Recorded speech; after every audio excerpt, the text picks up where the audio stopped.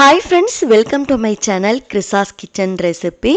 இன்றைக்கி இந்த வீடியோவில் ரொம்ப ஈஸியான முறையில் எக் பிரியாணி எப்படி பண்ணுறதுன்னு தான் பார்க்க போகிறோம். பொதுவாக பிரியாணி அப்படின்னாலே எல்லாருக்குமே ரொம்ப பிடிக்கும். இந்த வீடியோவில் சொல்லியிருக்க ஸ்டெப்ஸ் படி நீங்களும் செஞ்சு பாருங்கள். இதோட டேஸ்ட்டுக்கு வீட்டில் இருக்க எல்லாருமே கேட்டு விரும்பி சாப்பிடுவாங்க. ரொம்ப நல்லாயிருக்கும். இப்போ வாங்க இந்த ரெசிபி எப்படி பண்ணுறதுன்னு பார்க்கலாம். ஃபஸ்ட்டு இந்த ரெசிபி பண்ணுறதுக்கு முன்னாடி முட்டையை வேக வச்சு எடுத்துக்கலாம். அதுக்கு ஒரு பேனில் 5லேருந்து 6 முட்டை சேர்த்துக்கோங்க. எக்கு முழுகிற அளவு தண்ணி சேர்த்துட்டு ஸ்டவ் ஆன் பண்ணி ஒரு 10 நிமிஷத்துக்கு எக்கு நல்லா பாயில் ஆகிற வரை வேக வச்சு எடுத்துக்கோங்க. அடுத்து நம்ம அரிசியை ஊற வச்சு எடுத்துக்கலாம். அதுக்கு ஒரு குக்கரில் 1.5 டம்ளர் அளவுக்கு பாஸ்மதி ரைஸ் சேர்த்துக்கோங்க. நான் இன்னைக்கு டம்ளரில் தான் அளவாக எடுத்திருக்கேன். சரியாக வெயிட் மெஷர்மெண்ட்டில் சொல்லணும் அப்படின்னா 320 கிராமுக்கு நான் ரைஸ் எடுத்திருக்கேன். அரிசியை ஒரு 2-3 டைம் நல்லா வாஷ் பண்ணதுக்கு அப்புறமா இதில் தண்ணி அளந்துட்டு சேர்த்துக்கோங்க. 1 டம்ளர் அரிசிக்கு 1.5 டம்ளர் அளவுக்கு தண்ணி சேர்த்துக்கோங்க. நான் இன்னைக்கு 1.5 டம்ளர் அரிசி எடுத்திருக்கேன் அப்படிங்கிறதால 2.25 டம்ளர் அளவுக்கு தண்ணி சேர்த்துருக்கேன். தண்ணி சேர்த்ததுக்கு அப்புறமா மூடிட்டு ஒரு 15 நிமிஷம் போல் அரிசியை ஊற வச்சுக்கோங்க.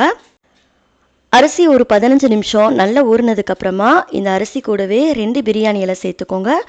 கூடவே 2 இன்ச் போல் பட்டை சேர்த்துக்கோங்க. பிரியாணிக்கு சேர்க்குற எல்லா ஸ்பைசஸுமே சேர்த்துக்கோங்க. 3 கிராம்பு, 4 ஏலக்காய், 1 மராட்டி மொக்கு, 1 அன்னாசிப்பூ சேர்த்துக்கோங்க. இது கூடவே 10 போல் மிளகு சேர்த்துக்கோங்க. 1/2 டீஸ்பூன் ஜீரகம் சேர்த்துக்கோங்க.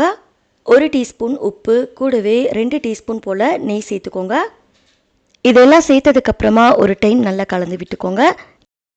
நம்ம இன்னைக்கு குக்கரில் தான் அரிசியை வேக வைக்க போகிறோம். இதை நல்லா கலந்ததுக்கப்புறமா குக்கரை மூடிட்டு அடுப்பை ஹை ஃப்ளேமில் வச்சு ஒரு விசில் விட்டு எடுத்துக்கோங்க. ப்ரெஷர்லாம் தானாக ரிலீஸ் ஆனதுக்கப்புறமா குக்கர் ஓப்பன் பண்ணிக்கோங்க. பாஸ்மதி ரைஸ் அப்படிங்கிறதால நமக்கு சீக்கிரமாகவே அரிசி வெந்துடும். ஒரு விசில் விட்டாலே போதும், நல்லா உதிரியாக கிடைக்கும். அடுத்து கரண்டியால் சாதம் உதிரியாக இருக்கிற மாதிரி நல்லா மிக்ஸ் பண்ணி விட்டுக்கோங்க. இப்போ இது ஒரு ஓரமாக இருக்கட்டும். அடுத்து ஒரு பேனை சூடுபடுத்திக்கோங்க. அதில் 1 டீஸ்பூன் எண்ணெய் சேர்த்துக்கோங்க. எண்ணெய் சூடாகிறதுக்குள்ளேயும் இதில் 1/4 டீஸ்பூன் மஞ்சள் தூள், 1/4 டீஸ்பூன் மிளகாய் தூள், 1/4 டீஸ்பூன் உப்பு சேர்த்துட்டு இதை நல்லா மிக்ஸ் பண்ணி விட்டுக்கோங்க. இந்த மசாலாவில் நம்ம வேக வச்சுருந்த முட்டையை சேர்த்துட்டு நல்லா ஃப்ரை பண்ணி எடுத்துக்கலாம். அடுப்பை மிதமான தீயிலையே வச்சுக்கோங்க. முட்டை சேர்த்ததுக்கப்புறமா ஒரு 2 நிமிஷத்துக்கு அடுப்பை மிதமான தீயிலையே வச்சுட்டு இதை ஃப்ரை பண்ணி எடுத்துக்கோங்க.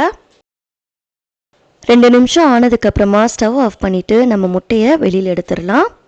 அடுத்து பிரியாணி பண்ணுறதுக்காக நல்ல அடிகனமான பாத்திரமாக எடுத்துட்டு அதில் 2 டேபிள் ஸ்பூன் எண்ணெய் சேர்த்துக்கோங்க. கூடவே 2 டேபிள் ஸ்பூன் நெய் சேர்த்துக்கோங்க. எண்ணெய் நல்லா சூடானதுக்கப்புறமா அடுத்து இதில் 2 பெரிய வெங்காயம் நீல வாக்கில் கட் பண்ணிவிட்டு சேர்த்துக்கோங்க. நம்ம சேர்த்துருந்த வெங்காயம் நல்ல கலர் மாதிரி பொன்னிறமாக வர வரைக்கும் நல்லா வதக்கி விட்டுக்கோங்க. இந்த அளவுக்கு வெங்காயம் நல்ல பொன்னிறமாக வந்ததுக்கப்புறமா இதிலிருந்து பாதி அளவு வெங்காயத்தை எடுத்து வச்சுடுங்க. கடைசியாக நம்ம சேர்த்துக்கலாம். அடுத்து இந்த வெங்காயத்து கூடவே கரம் மசாலா ஸ்பைசஸ் சேர்த்துக்கலாம். நம்ம ஏற்கனவே அரிசி வேக வைக்கும்போது ஸ்பைசஸ் சேர்த்துருப்போம். அதனால் இப்போ கம்மியாகவே சேர்த்தா போதும். ஒரு பிரியாணி இலை, பட்டை, ஒரு அன்னாசிப்பூ, ஏலக்காய், கிராம்பு மட்டும் 2 சேர்த்துக்கோங்க. இதெல்லாம் சேர்த்ததுக்கப்புறமா ஒரு 30 செகண்டுக்கு இதை நல்லா வதக்கிட்டு அடுத்து இதில் 2 தக்காளி சேர்த்துக்கோங்க. தக்காளி வதங்கும் போதே இது கூடவே 4 பச்சை மிளகாயை கீறிட்டு சேர்த்துக்கோங்க. தக்காளி அதிகம் சேர்த்துடக்கூடாது. மீடியம் சைஸில் இருக்க தக்காளி 2 சேர்த்துக்கோங்க. இல்லைனா மெஷர்மெண்ட் கப்பில் 1 கப் அளவுக்கு தக்காளி சேர்த்துக்கோங்க. இந்த அளவுக்கு தக்காளி வதங்கி வந்ததுக்கப்புறமா அடுத்து இதில் 1 டேபிள் ஸ்பூன் இஞ்சி பூண்டு பேஸ்ட்டு சேர்த்துட்டு 1 நிமிஷம் போல் அதோட பச்சை வாசனை போகிற அளவுக்கு வதக்கி விட்டுக்கோங்க. இதோட பச்சை வாசனையெல்லாம் போனதுக்கப்புறமா அடுத்து இதில் 1/4 டீஸ்பூன் மஞ்சள் தூள் சேர்த்துக்கோங்க. கூடவே 1/2 டீஸ்பூன் மிளகாய் தூள் சேர்த்துக்கோங்க. 1 டீஸ்பூன் மல்லித்தூள், 1/2 டீஸ்பூன் போல் கரம் மசாலா சேர்த்துக்கோங்க. கூடவே தேவையான அளவுக்கு உப்பு சேர்த்துட்டு இதை 1 நிமிஷம் போல் நல்லா மிக்ஸ் பண்ணி விட்டுக்கோங்க. சேர்த்துருந்த மசாலா எதுவுமே கருகாமல் அடுப்பை லோ ஃப்ளேமில் வச்சுட்டு 1 நிமிஷம் போல் நல்லா கலந்து விட்டுக்கோங்க. மசாலாவோட பச்சை வாசனையெல்லாம் போனதுக்கப்புறமா அடுத்து இதில் 3/4 கப் அளவு தயிர் சேர்த்துக்கோங்க. நம்ம பிரியாணிக்கு புளிப்புக்காக தயிர் தான் சேர்த்துருக்கோம். நீங்கள் தயிர் கம்மியாக சேர்த்துருந்தீங்க அப்படின்னா கொஞ்சமாக லெமன் ஜூஸ் சேர்த்துட்டு நல்லா கலந்து விட்டுக்கோங்க. தயிர் சேர்த்ததுக்கப்புறமா ஒரு 2 நிமிஷத்துக்கு அடுப்பை மிதமான தீயில வச்சு குக் பண்ணிக்கோங்க. இந்தளவுக்கு நல்லா திக்கானதுக்கப்புறமா ஃப்ரை பண்ணி வச்சுருந்த எக்கு சேர்த்துக்கோங்க. கூடவே கொஞ்சமாக புதினா, மல்லி சேர்த்துக்கோங்க. இதெல்லாம் சேர்த்ததுக்கப்புறமா ஒரு டைம் நல்லா கலந்து விட்டுக்கோங்க. இதில் நம்ம தயிர் நிறைய சேர்த்தா தான் கிரேவியுமே நல்லா திக்காக கிடைக்கும். இதை நல்லா கலந்ததுக்கப்புறமா ஸ்டவ் ஆஃப் பண்ணிவிட்டு நம்ம வேக வச்சுருந்த ரைஸை வந்து சேர்த்துக்கலாம். நான் இன்றைக்கி 2 லேயராக வந்து சேர்த்துக்க போகிறேன். ரைஸ் சேர்க்கும் போது மொத்தமாக வந்து சேர்த்துடாமல் அதிலிருந்து பாதி அளவுக்கு ரைஸை சேர்த்துக்கோங்க. பாதி அளவு சேர்த்ததுக்கப்புறமா இதுக்கு மேலே கொஞ்சமாக நம்ம ஏற்கனவே ஃப்ரை பண்ணி வச்சுருந்த வெங்காயத்தை சேர்த்துக்கோங்க. கூடவே கொஞ்சமாக புதினா, கொஞ்சமாக மல்லி சேர்த்துக்கோங்க. இதை சேர்த்ததுக்கப்புறமா இதுக்கு மேலே மீதம் இருக்க எல்லா ரைஸையும் வந்து சேர்த்துக்கோங்க. ரைஸ் எல்லாமே சேர்த்ததுக்கப்புறமா ஒரு கரண்டி வச்சு சமமாக இருக்க மாதிரி லெவல் படுத்திக்கோங்க. இதுக்கு மேலேயும் நம்ம முன்னாடியே சேர்த்த மாதிரி ஃப்ரை பண்ணி வச்சுருந்த ஆனியன் கூடவே கொஞ்சமாக மல்லியும் புதினாவும் வந்து சேர்த்துக்கோங்க. இதெல்லாம் சேர்த்ததுக்கப்புறமா கடைசியாக இது கூடவே 2 டீஸ்பூன் நெய் சேர்த்துக்கோங்க.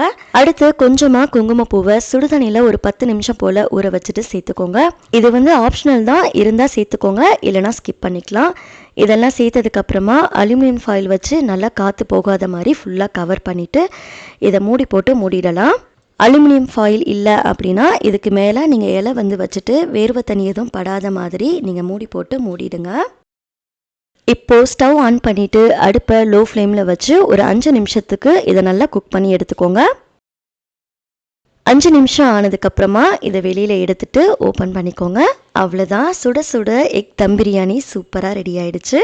இதில் நீங்கள் முட்டைக்கு பதிலாக சிக்கன் கூட சேர்த்து பண்ணலாம், ரொம்ப ரொம்ப நல்லாயிருக்கும். இதில் சொல்லியிருக்க மெஷர்மெண்ட் படி நீங்களும் வீட்டில் செஞ்சு பார்த்துட்டு ரெசிபி எப்படி வந்ததுன்னு மறக்காமல் உங்களோட ஃபீட்பேக்கை ஷேர் பண்ணிக்கோங்க.